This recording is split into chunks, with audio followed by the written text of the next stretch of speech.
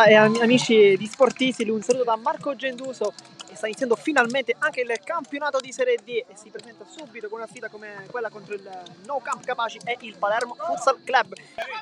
La Fiura, lo spazio, si è un po' arrabbiato forse con i compagni, poi il Vivarelli cerca la porta e non la trova, non pertanto.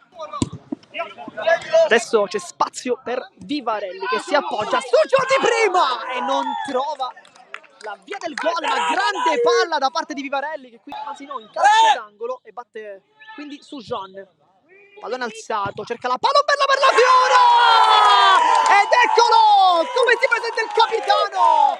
Vito La Fiora al volo, perfetta! Lo schema e poi l'esultanza. Vivarelli può puntare. Vuole il suo sinistro, vuole esplodere col sinistro, trova il dribbling, Vivarelli ancora, cerca il secondo palo, Vivarelli ancora, e poi la deviazione, sotto porta, Luca Vivarelli e fa 0-2, eccolo il gol, lo stava cercando più volte, dribbling di Vitiello che cerca e trova Chinnici, poi 1-2, rimane giù ancora Lombardo, Chinnici questa volta continua, può entrare dentro l'area di rigore, Chinnici palla rimorchio, La Fiora, eccolo, Vito La Fiora! 3-0 Palermo Futsal Club, vuole far terminare il pallone fuori, allarga il gioco, Vitiello può cercare la porta, Vitiello cerca la precisione, poi la deviazione quasi sulla linea da parte di Buscarino, dunque si riparte con una rimessa laterale da zona comunque offensiva con Vitiello che si appoggia, Chinnici cerca il passaggio, lo trova, Vitiello cerca la punta, eccolo, anche Dante Vitiello, esultanza alla Bellingham, un po' per citare il calcio a 11 chiaramente,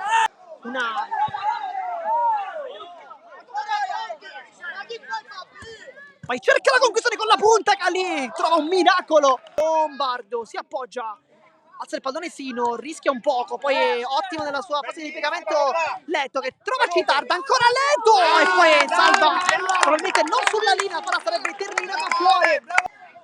Murato però dall'otto di prendo difensivo a parte Vitiello, poi scivola e regala l'autostrada per Alessio Leto che calcia verso la porta, Montalbano, poi Citarda ancora e super Montalbano a disposizione proprio il tecnico rosanero, nel frattempo Cali esce con le mani, poi il pallone va fuori e la trova Ferrugia, l'esultanza come un leone di Ferrugia, lo fa su John, entra in zona di rigore, casca giù ed è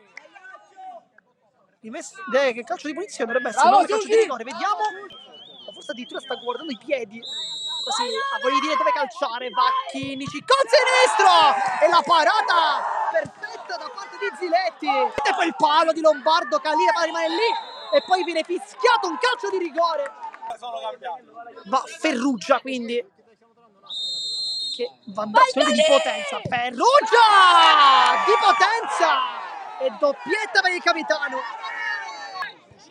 Lopez la porta Citarda per Alario, ancora Citarda, palla di ritorno, Alario, guarda porta, Alario! E poi la parata di Ziletti con la punta.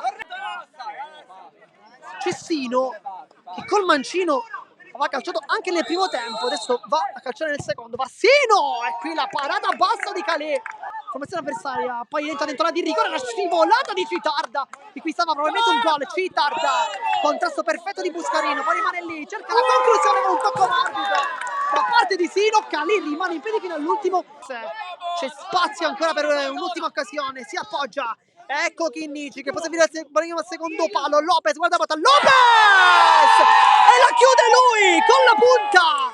Lorenzo Lopez con le meraviglioso e fa 2-5 e con questo gol termina anche la partita, vince il Palermo Futsal Club e torna a giocare dopo 5 mesi dall'ultima partita sconfitta contro il Figarazzi e vince anche la partita, risultato di 2-5.